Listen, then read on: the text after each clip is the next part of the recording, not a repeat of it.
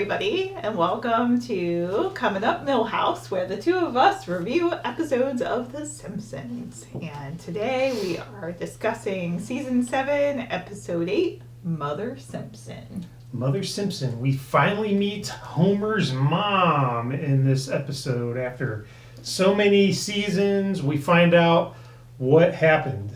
Mm-hmm. Well, Mother Simpson, Mona, her name, she got involved a little bit in the counterculture in the 60s, stopped some Burns germ warfare from happening, and ended up having to go on the lam. That's why she hasn't been in the picture for most of Homer's life, but she comes back into it and pulls on a little bit of the heartstrings there. There, now no one should be able to hear us. What? All right, we don't need the dryer. What? Just shut up and listen. There's something fishy about Grandma. Whenever we ask her where she's been all this time, she changes the subject. And just now, when a police car drove by, she ran into the house. Yeah, I don't trust her either. When I was going through her purse, look what I found. Mona Simpson, Mona Stevens, Martha Stewart, Penelope Olson, Muddy May Suggins. It's true. And this is a fun one. There's lots of good stuff going on. That's really the whole thing. There's not much of a subplot. It's really mostly really about that. It's mostly that. Yeah. And at some point, Marge is like, well, she hasn't been in your life for 25 years. And then Homer corrects her and says 27 years. So it's been a while. But we find out it's kind of silly reasons why she's gone. 100%. So why don't we do our thing? Kick it off with lines. Give me line number one. So this is usually something that you do is a give and take conversation. But Grandma, Homer, you grew up so handsome. And then Homer's response, some people say I look like Dan Aykroyd. Like, hey, it fits. It's too funny. What about and he's so proud about it, He was so proud. I mean, like, just his chest poofs up, and he was just so proud to say that. Well, in the flashback scene, when we find out that Mona and her hippie friends set off the antibacterial cloud to kill Burns' germ warfare, we find out that Wiggum in his youth was a security guard on the campus.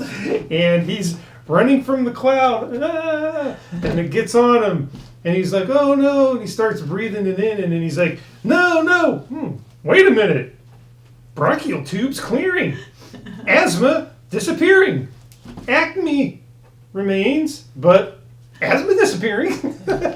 So they released an antibiotic cloud to kill all the germs, which I thought was pretty great. So. And it cured Wiggum's asthma. Yep. So he could then stop being on the security and join the force. Join the force, because he wasn't able to with asthma. Nope. So way to go, Mona. Yeah, and he kind of owed Mona one after that, which comes into the plot a little later. I like that. Cheap Wiggum, come on. Can't do better than that. What do you got for two? There were, of course, some good lines in here. I have to share two, but while they're protesting outside of the lab, anthrax, gangrene, swimmer's ear, get your germ lab out of here. I thought about that one too because of swimmer's ear.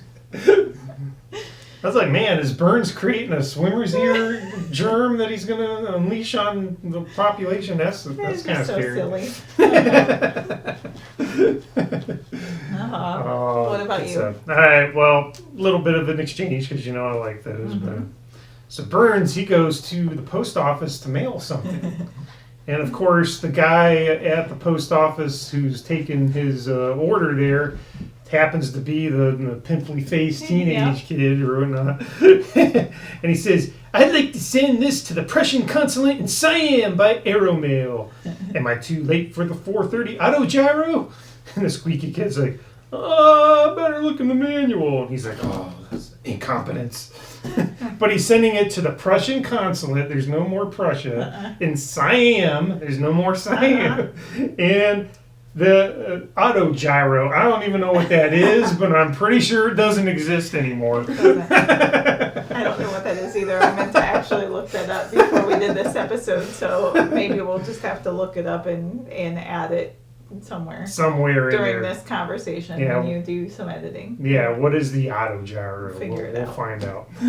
All right.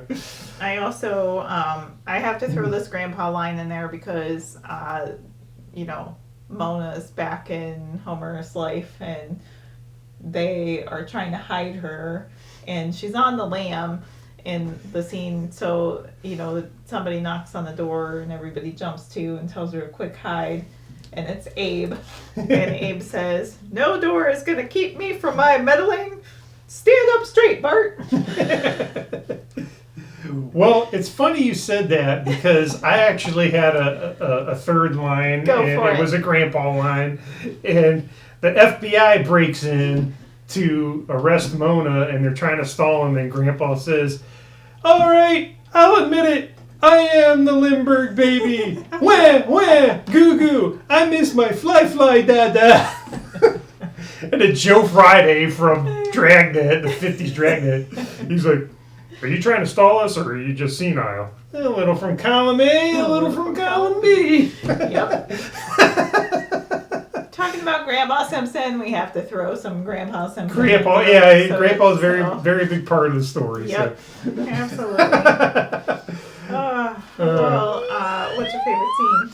My favorite scene is at the very beginning of the episode with Homer faking his death. Okay, so of course everybody is being made to pick up litter via something Burns is doing, like public relations Right. thing or something. Homer doesn't want to do this on a Saturday, so he buys a $600 dummy and throws it off this waterfall to make it look like he's dying.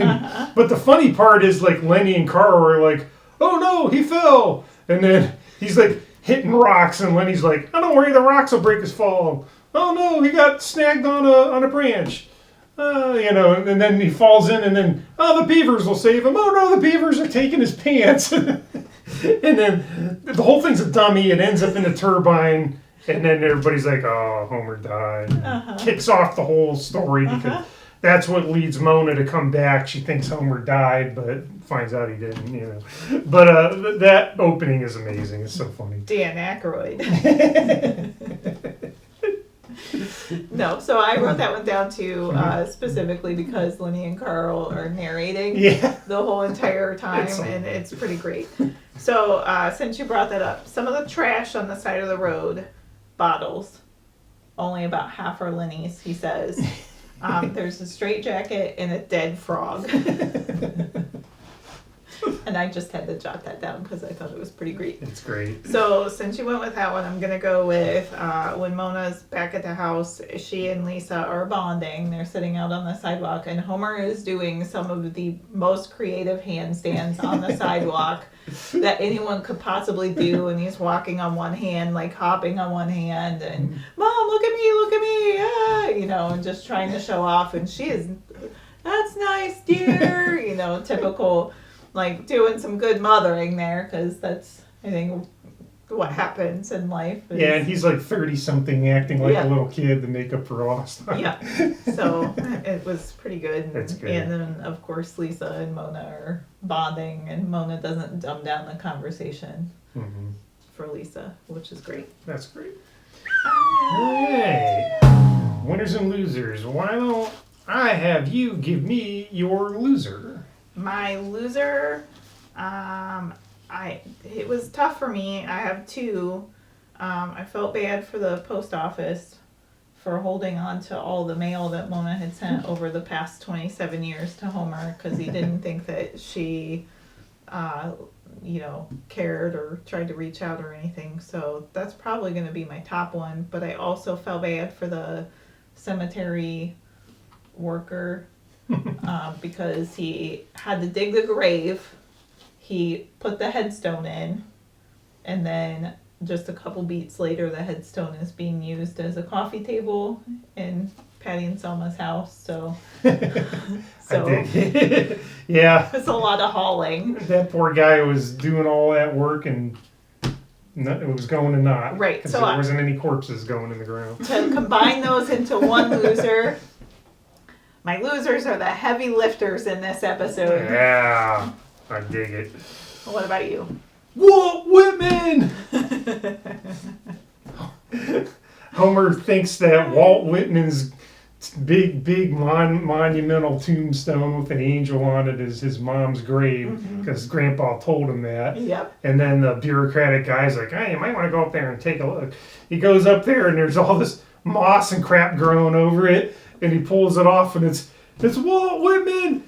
Damn you, Walt Whitman, or something like that. Damn you, leaves of grass. Leaves of grass, my ass, or something like that. He's kicking it. So I'm like, Walt Whitman's grave was all grossy looking, growing up with weeds and whatnot, and then Homer's kicking it and cursing at it. So Walt Whitman's grave just didn't do too good in this episode. Oh man. What about your winner? I'm going back to the protest, but I also have to mention something else later. But the protest, there was a protester with a sign that said, "Take the U.S. out of pus."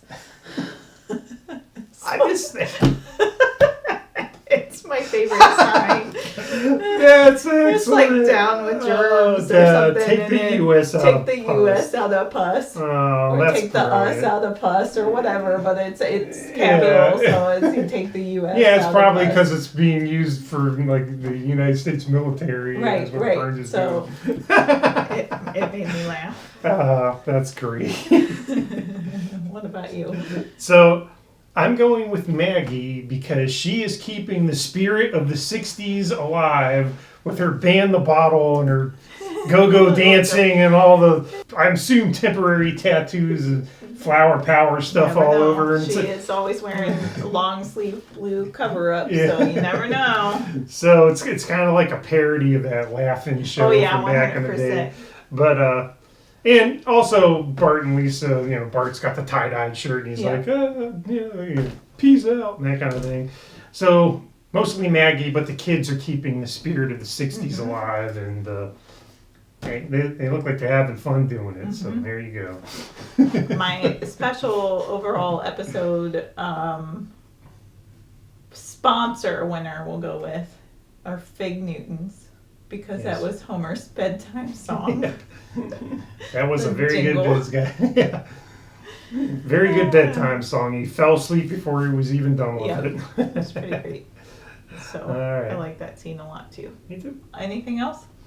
No, just a lot of fun stuff. It was one of them episodes that was easy to pull, not out. I could have pulled many different things, but yeah, it was good. Another thing I would say was like it did end on, I wouldn't say a downer, but a more somber beat, because Homer doesn't get to keep his mom. Of course, Burns tags her, and they're sending the fuzz after her, and she has to go back on the lam. But he does get to say goodbye, and he just spends the last minutes of the episode somberly looking at the stars, and it was a little heart touching. It was a little bit of a little downbeat on this one, but they got to do that every now and then, and it is appropriate for the concept of the story. So right. I appreciate it for that. So again, season 7, episode 8, Mother Simpson. And before we sign off for the day, you might have noticed we have a new friend hanging out on our set. The Simpsons Lucy Lawless collectible action figure from season 7, episode 11. So it's a Treehouse of Horror. I don't think we've covered that one yet. I don't know if we did. I don't think we have, but stay tuned, because October if we haven't, it will be in a few months. And then I just wanted to bring out this bag of goodies and give a shout out. We went to downtown Worcester, Ohio, and there's a store called Operation Fandom, and they have a location in Mansfield, Ohio, and Medina, Ohio, and we've both been to the Medina and the Worcester locations now. But in Worcester, it was like they hit the jackpot. Oh yeah, they had everything. I haven't even taken them out of the plastic bags. Like, this is the debut. We went shopping, and you're seeing things with us first. So here's Barney as the Plow King. And these are going up somewhere. They will end up on the set before too long, yeah. And Martin, and you'll see them a little bit better out of the bags. And of course, since we had a Barney, look, There he goes. well, he really wanted to escape. So here's Homer, Mr. Plow. Mr. Plow. Mr. Plow. So we can have some battles between Homer and Barney, which is one of the best episodes ever. And then we have the comic book guy with his worst episode ever shirt. That was one that absolutely had to come back. We had to have a comic book guy. There he is. There he is. His gut and Plumber's rear are hanging out.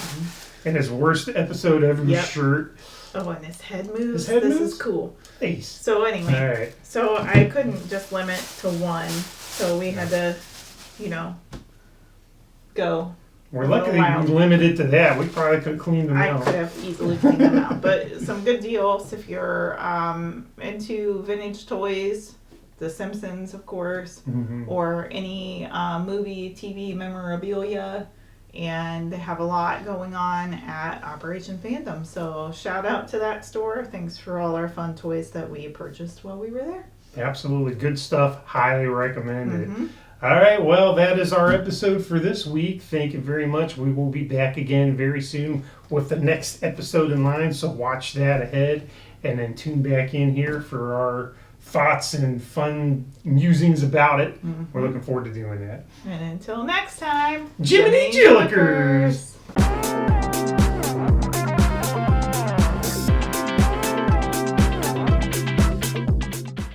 Oh, dang blasted, isn't anybody in this dadgum cemetery dead? I didn't want to cause a fuss, but now that you mention it,